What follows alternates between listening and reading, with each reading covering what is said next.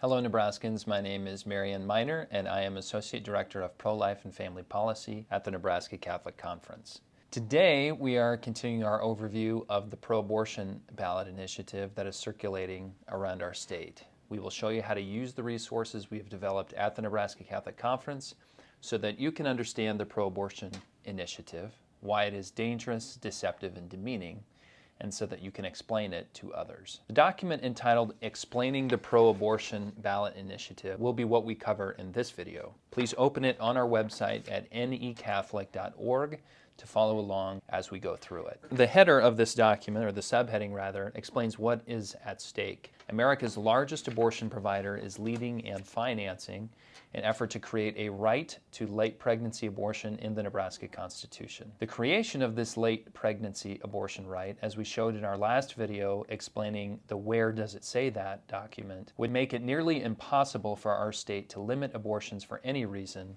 at any time in pregnancy, no matter how close to full term. This initiative must be opposed and defeated. It is dangerous, deceptive, and demeaning in its disregard for human life and the health and well-being of pregnant women. Let's get into this document. The pro-abortion proposal is dangerous.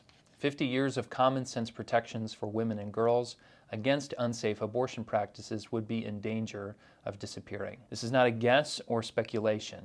When Michigan passed a similarly broad pro-abortion initiative in 2022, that state quickly repealed many health and safety regulations, including requirements that abortion facilities be licensed and periodically inspected by public health officials. The risk of undoing our existing protections that make abortion less dangerous for women is unconscionable. The risks of severe infection, hemorrhage, and death or permanent injury due to botched abortions are higher where abortion facilities are unmonitored for safety. In addition, the language of this initiative would undo Nebraska's laws against a minor girl having an abortion without a parent's consent or knowledge. Finally, the risks of severe health complications and injuries from abortion become much, much higher the later in pregnancy an abortion occurs.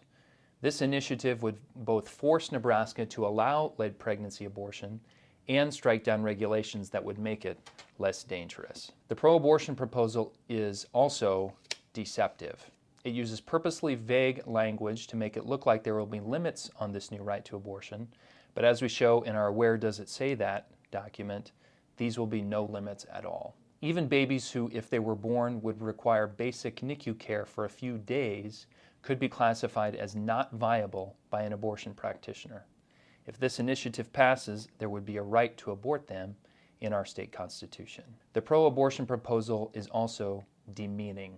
It treats unborn children, even very late in the third trimester of pregnancy, as non-persons with no rights and no protections. The abortion industry, which is leading this initiative, makes women feel afraid, isolated, and without options in a time when family, friends, churches, and Nebraskans want to support them and help them navigate their life obstacles during pregnancy and after bringing their child into the world.